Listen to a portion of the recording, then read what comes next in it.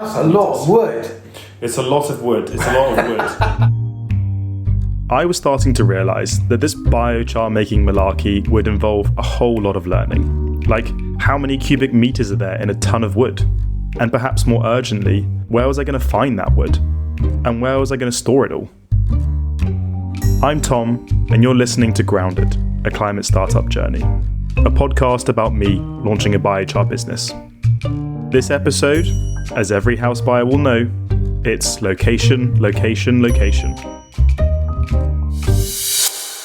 After my visit to Mick and Darren's farm in Wales, I thought I'd answered the question of what I was going to do with my life, for the foreseeable future at least.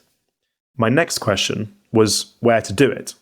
Of course, they were making it work in Wales, and although I'd enjoyed my trip over the border, I didn't want to step on their turf. Besides, it wasn't an area I knew particularly well. This was, in fact, my first time in Wales. But the most basic thing I needed from a location is something I'd spotted there.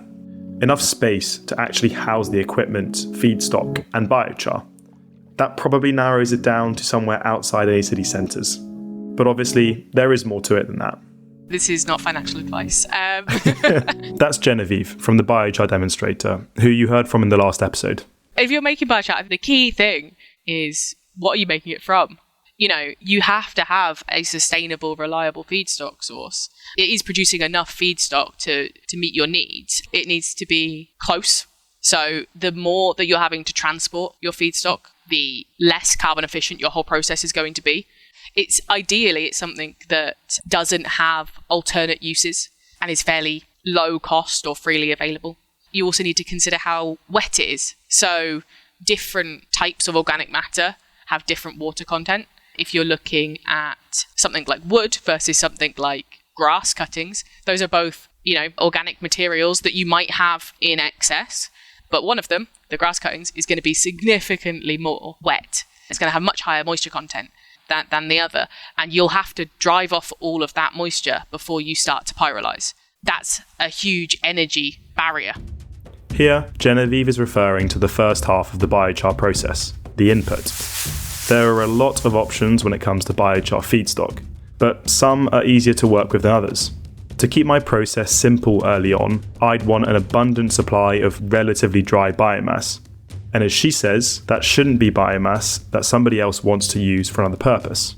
Not only could that void the climate impact of my activities, but it would also mean that I was competing for it. In other words, I'd have to pay for it.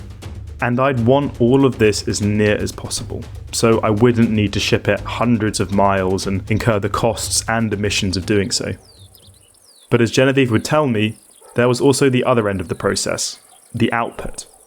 Ideally, I'd situate my business somewhere my biochar could be put to good use. The poorer the soil, the more opportunity there is for biochar to have a big impact.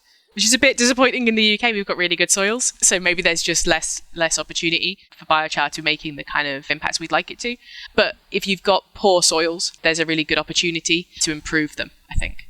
Especially if you're also adding another material like compost in there, or if you've got problems with runoff of your fertilizers, some other additional aspect that biochar might be able to kind of work with.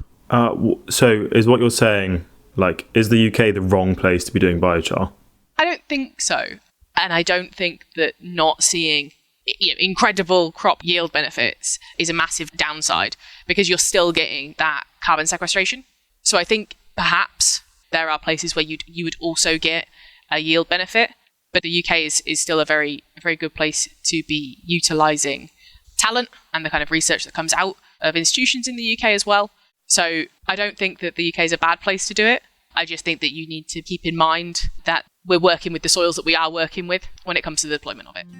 What Genevieve is touching on here is something I'd given a lot of thought to over the past few months. And to be honest, there was a time when I wondered whether the UK was even the right place to be doing biochar. There's more research on this than we can possibly cover here, but the headlines are that biochar seems to have the most impact on crop yields where soil quality is lowest. By global standards, much of the UK actually has pretty good soils, certainly if you compare it to areas with more arid climates. And perhaps for this reason, a lot of the biochar producers I've spoken to previously have been focusing on producing and applying biochar in exactly these regions. Places like India or the Sahel, where it's hoped it might have a truly transformational effect, such as reversing desertification and degradation.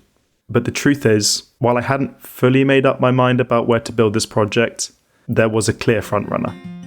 My granddad's dad, a chap called Toby, he bought a farm about 80 or 90 years ago down in the depths of Cornwall in a place called Liscard, and that farm is somewhere that I've spent lots of time as a child growing up in.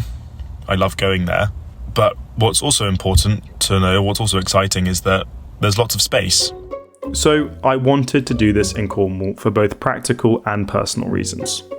Not only did I have access to the space, but I knew the area, and I knew it was surrounded by potential feedstocks and farms.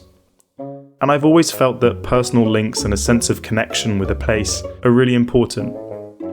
But if I was going to do it in the UK, I'd need to justify it, financially, practically, and in terms of impact. When it came to impact, no matter where I made it, the carbon removal aspect of producing biochar was going to be roughly the same.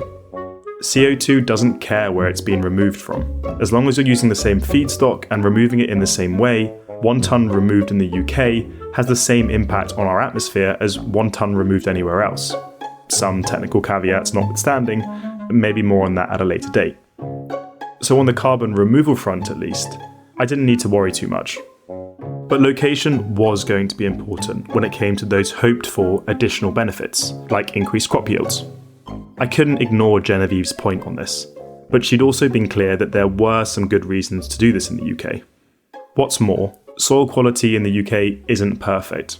Government figures have found that in England and Wales, almost 4 million hectares of soil are at risk of compaction, over 2 million hectares of soil are at risk of erosion, and intensive agriculture has caused arable soils to lose about 40 to 60% of their organic carbon. There was clearly significant room for improvement, and perhaps a role for biochar to help.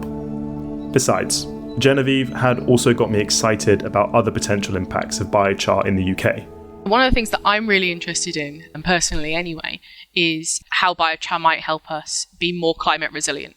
So as we're getting more and more really dry weather potentially, but also maybe really dry summers and really wet winters, is the introduction of a really porous material into the soil matrix, going to be helpful with that? Is it going to be a place that can kind of store some water, do some water retention when it's dry, but potentially also help mitigate some of the impacts of very wet seasons? So we'll just have to see with that one. We're doing research that will look into that. And that was a refrain I kept hearing from so many different people. We're doing research is happening, the jury's still out. Because even after tens of thousands of papers on biochar, there is still a lot we don't know. It felt like every time I got excited about a new potential biochar application, I had to temper my excitement until more data came in. Often it came down to, we think biochar can do this, but we don't know how well, in what context, or in what ways. For instance, something the Joneses had mentioned in Wales was how they were testing the use of biochar to fight ash dieback, a disease that's currently a major threat to ash trees in the UK and beyond. There's been anecdotal reports that this might work for some time, but now there's serious work happening to establish if this is the case. We have a fairly ongoing trial with the ash trees, Connor, from Earthly Biochar. Oh, Earthly, yes. Yeah, I know them. So these here have had the most. Okay. They've had sort of overly much, but I'm of the view, I don't think you can put too much, but these have had more than you would ever normally apply. But my view is, I don't want these trees to die, so I don't want to find out in 3 years' time they didn't put enough. It wasn't enough, yeah. If you put a lot, is it too much? Well, the answer is currently no, because that one, 3 years ago, was virtually 2/3 dead with ash dieback. Wow. I might be wrong, but to the naked eye, these things are growing very fast now. Can't be totally definitive, but my view is, roughly, I think we flipped from 70-75% mortality rate and the other 30% pretty insipid to being 70-75% survival rate, with well over 50% being seriously vigorous. Wow. Of course, if I was eventually going to sell biochar to paying customers, I needed to be honest that so much of this research is still ongoing. But this actually felt like a good reason to do it here. As Genevieve had said, and as I was beginning to discover, this is a great place for biochar research. And if this project was really going to make change and have an impact beyond itself, why not join that effort? What about practicalities? As I'd known all along, biochar production involves a lot of material and shifting it around, both the biomass you're using as feedstock and the biochar you produce. I dreamt of launching my project producing thousands of tons of biochar a year. I mean, we're facing a gigaton scale problem here, so we're barely scratching the surface. But every conversation I was having made me realise what a ridiculously unrealistic expectation this was to begin with. For starters, producing this amount of biochar from wood, for example, would require the equivalent of anything from a few hundred to several thousands of trees each year. I could quickly deforest half the UK, and that was never the goal. I guess I was also thinking in those quantities because those were the numbers that I was used to dealing with when I was working at that carbon removal marketplace. We would speak with large customers who would be looking to make purchases in the thousands of tons. So I'd not fully appreciated the challenge of getting to that scale. It would have taken these companies years. And this brought me back to something else Genevieve had said about producing biochar in the UK. I think the feedstock is always going to be a limiting factor in the UK. There's no point importing feedstock to make biochar with, but where we have available feedstocks, specifically within our wastes, I think there's a really good opportunity for biochar production. What Genevieve is getting at is that the UK doesn't have vast amounts of spare biomass to hand, or unused land to grow it, and importing it from elsewhere would do damage to our project's climate impact. What it does have is waste biomass from things like agriculture and forestry. Think hedgerow trimmings, offcuts, wood thinnings from forests and urban environments. My friend, Alex, who'd been encouraging me from the start, helped me see why this actually presented a particular opportunity. There are tens of thousands of farms in the UK. Yeah. There is a huge quantity of biomass that could be tapped into, and biochar is a really attractive new strategy for carbon capture especially in English landscape where land sparing for things like large-scale woodland planting is difficult. It simply isn't attractive enough to plant large-scale woodland for carbon purposes on a commercial basis because of land pricing. And also with questions of food security, questions around Brexit, the discomfort with the idea of large-scale loss of farmable land. Yeah, for reforestation or whatever it would be. So we do land need to recovery. see how we can make sure the land that is in the farm system is working as hard as possible to meet our climate goals. So, although I was uncovering barriers to launching a project like this in the UK, I wasn't so much discouraged as cautiously excited. It felt like I could address some of these challenges. Could I help establish the soil benefits and climate resilience opportunities in the UK? Or map biochar relevant feedstocks? And could I work out how to partner with farmers and landowners to maximise impact? But while all this sounded amazing, I needed to remind myself that I was starting a business. The finances had to stack up. Another friend, Timanu, was sceptical. But why does it matter if it's produced here or not? It doesn't. It doesn't need to be. So by proving that, what do you demonstrate in terms of money? For me at least, I'm demonstrating a proof of concept. Sure. I get that. But I don't know, maybe, and this might demonstrate my ignorance, but is it not just like manufacturing in general where, you produce a thing in the UK, that's all well and good, but it's not proving anything except for the fact that you can produce it more cheaply elsewhere? It's a very good challenge, and you're probably right. In truth, I realised that not many people were actually producing biochar in the UK, at least not selling carbon removal credits, and still fewer were doing it at the farm scale that I was interested in. For those around me, this was ringing alarm bells. Darren Jones in Wales had touched on this when I'd asked about the funding environment for those looking to buy pyrolysis machines. Most of it is financing, it's getting the fund, simple as that. Okay. What stops a lot of banks is the question we always have, what is the guaranteed offtake of biochar? And the problem is we're very ahead of the trend. The UK does not have the market for biochar. Essentially, my business would be producing two products: carbon removal credits for having sequestered the carbon, and the biochar itself. Imagine the physical lump of biochar and its invisible carbon removal twin. And what Darren was saying is that there wasn't really much of a market here for that physical char. If I was going to sell my biochar, I would need to overcome this. But there was a second business challenge. Carbon credits are difficult too because the corporates don't want to buy a small amount of carbon credits, they want to buy a huge amount of carbon credits. You know, when we first started doing the biochar, we were convinced that the large corporate companies would be forward buying carbon credits as a way to fund this industry, because everybody's got to meet their targets. Companies like us, we've got the technology and the know-how to do it, but we need the money and the orders. And I can probably, within half an hour, I could write you down 12 sites where you could put a biochar that would feasible, it would work. Yeah. And these customers would love one, but they don't have the finance for it. Where if you had, say, 4% carbon credits come in to a percentage to fund it, then by the end of mid-2025, all those 12 plants could be commissioned and making biochar. Delivering on their promise. Darren's referring to a similar experience to the one that I had during my time at the marketplace. When it comes to the carbon credits, most of the buyers want to buy big. So where can the small sellers sell? It was easy to see why so many UK-based biochar projects just hadn't gotten off the ground, despite the immense interest that Darren was reporting from potential customers for their machines. And I could understand why a lot of people were looking at the opportunities for biochar outside the UK.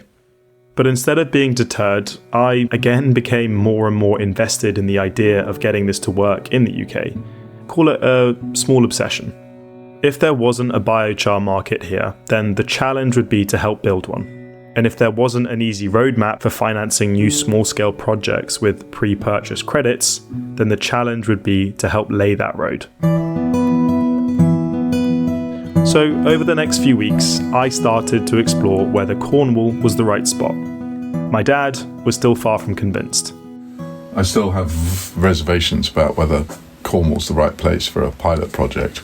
You know, it's a good area, I guess, in terms of potential feedstock and farmers, but... What's your aversion to being in Cornwall? I guess I'm not sure that, you know, have you got the right facility and power and water supply in those old barns in Cornwall to run a project like that? I don't know.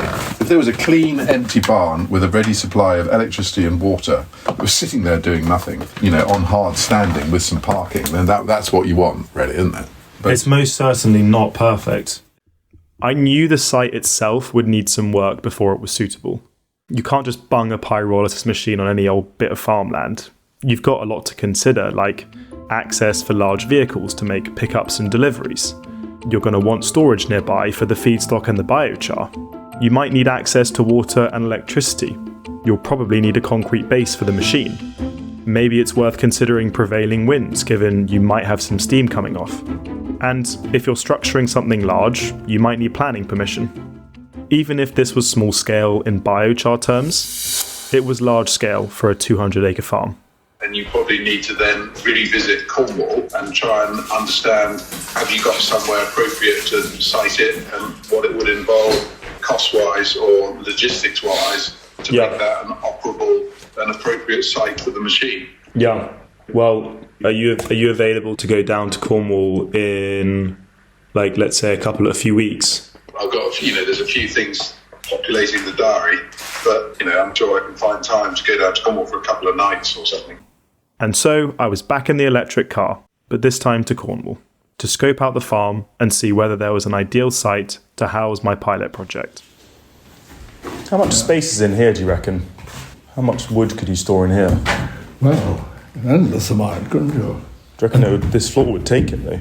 Yeah, well, yes, because underneath there's a railway line. Who knew the farm better than the man who'd been going there for the last 80-odd years, my grandpa, John We had to keep it in Provizzi. agricultural use for 10 years. Going round the farm's outbuildings with Grandpa, I found myself asking questions I'd never had to ask before.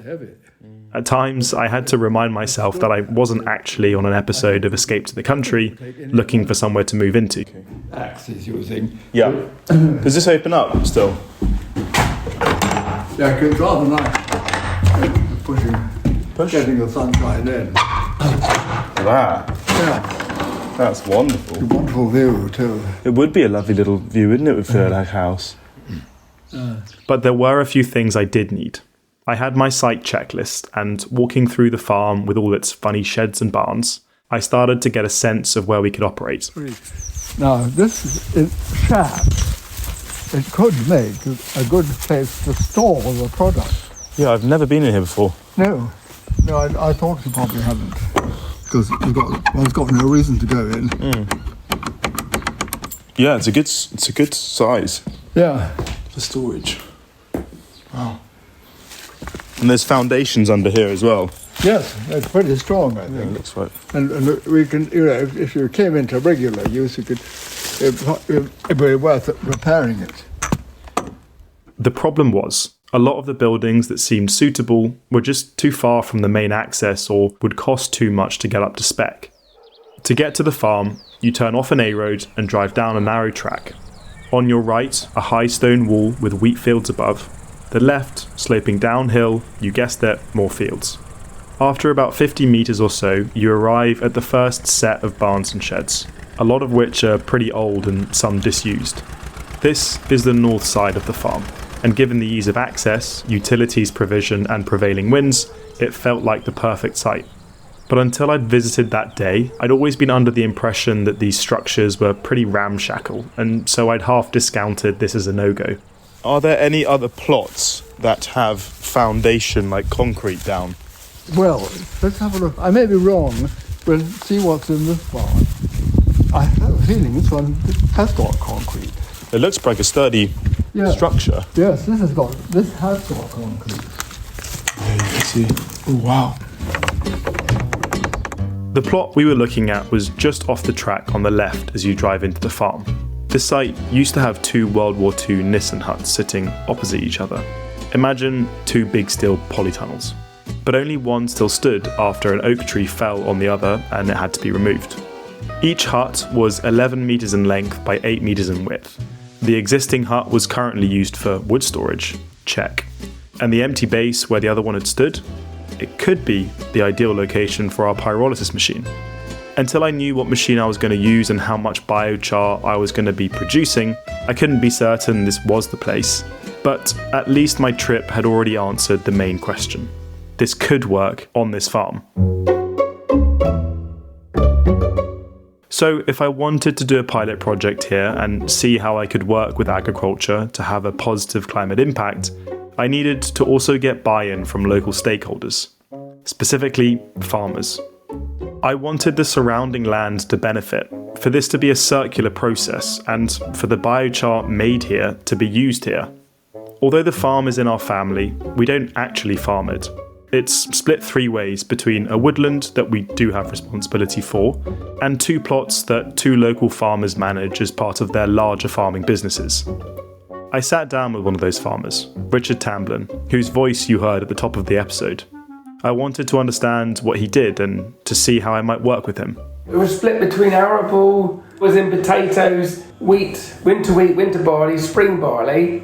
So that's our arable side. Mm-hmm. And then we got an acreage of temporary grassland, which is then rotated. So sometimes we do 4 years of grassland and put it to arable, like rotate around. Uh-huh. And then we've got permanent grass as well. Okay. So we've got basically our sector, Yeah. Do you then have livestock on the grassland as well? Or yes, we do. Ah. Yeah, so we have cattle and sheep.